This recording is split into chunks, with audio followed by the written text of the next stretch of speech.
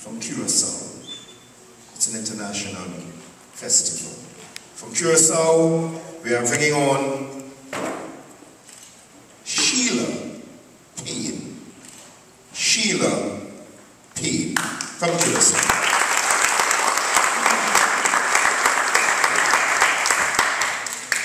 Pisciana mi come, pisciana mi bebe, sikina pikina, asina la pantomina. Pisciana mi come, pisciana mi bebe, sikina pikina, asina la pantomina. I'm so happy to be here in Cayman Islands for a lot of reasons, but for one main reason is that I can sing this song. Because in Curacao, you cannot sing the song I just sung.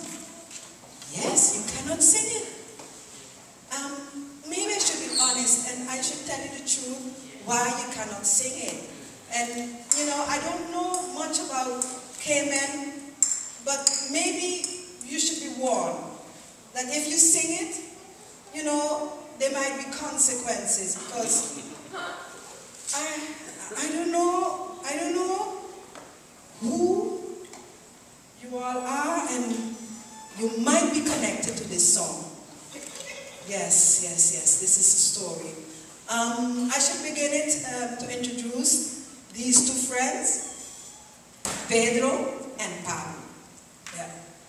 Forever been good friends. Pedro is very good looking. Always had a lot of girls, ladies. This was a kind of a Casanova. Really nice guy. The girls, they felt for him. You know, he had sweet talk. You know, to make women feel good. And Pablo, you know, like for his mother, he was the most handsome person. But in reality, he had like a big forehead. A big nose full of boils. And his teeth them look like they want to run out his mouth.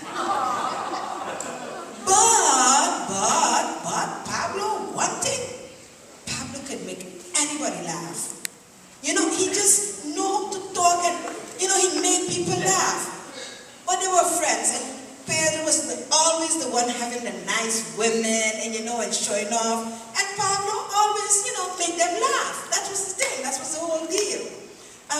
There's something you should know about Curacao too. I hear you all talking about forests and those things and maybe, you know, jungles but Curacao, we don't have big forests. We have like vegetation. Sometimes we have hybrid trees, but usually we have surrounded with called a mondi. And in the mondi you have Curacao is not like most Caribbean islands. We're dry. We have more prickles, cactus, and things like that. And so in the mondi you will have cactus, you will have all kinds of plants, all kinds of animals. And Pablo's, he was famous for hunting.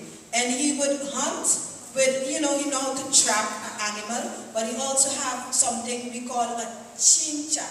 You know, you have this thing and you have a stone and you hold it like that. I have a fling shot, yeah, that he had, you know, he could do it like this, and boom, you know, he would catch birds, people used to eat pigeons, and something we eat a lot in Curacao is that we call iguana.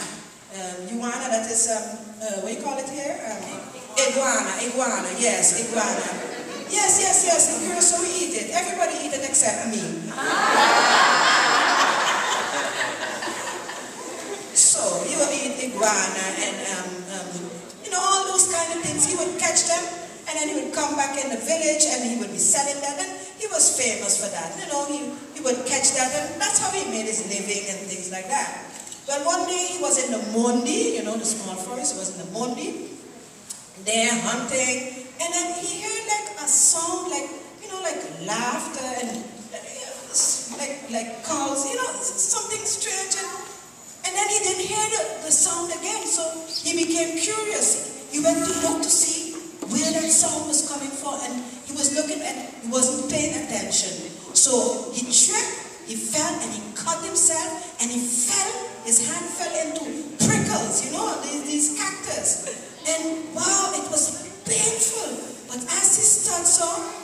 he heard a voice, a female voice. And this voice said, come, I'm going to help you.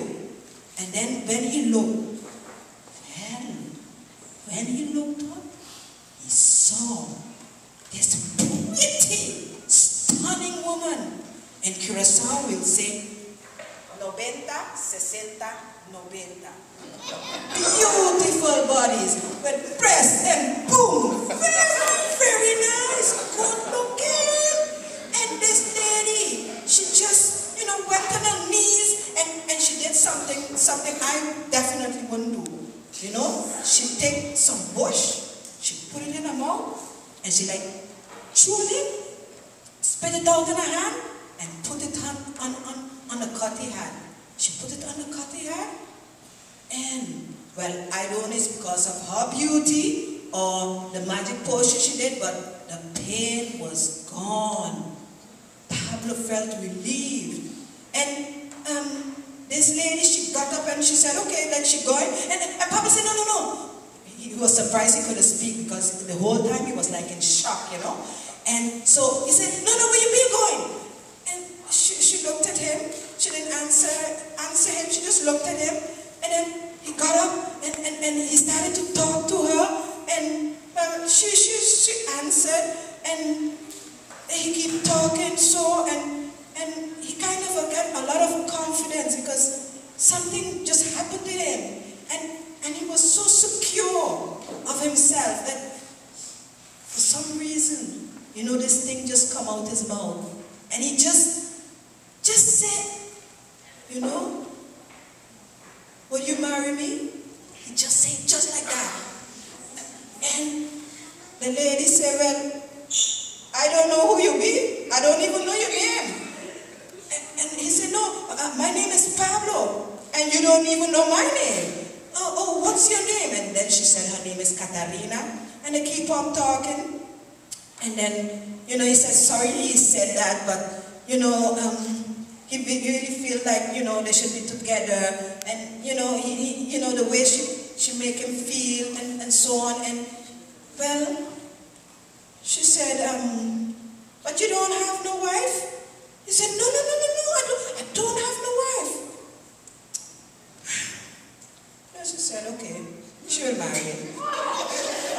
And then she went and, man, I tell you, Pablo was so proud because now he coming in town with a pretty, beautiful woman. And everybody looking at him. And his friend Pedro could not have believed that. How come Pablo walking there with such a pretty, nice woman? That's unbelievable. Pablo came in, and everybody look at this beautiful Katarina. One thing about Katarina, she's pretty. And they discovered a lot of other talents. Katarina knows everything about herbs. Any ailment, any sickness, she always know a herb. She know what to do with it. She know it's either chewing, either cooking, or just plain, or whatever. But she can cure anything in the village. So everybody was admiring her. But one thing about her, in Papiamento we say, it's sick. She's dry.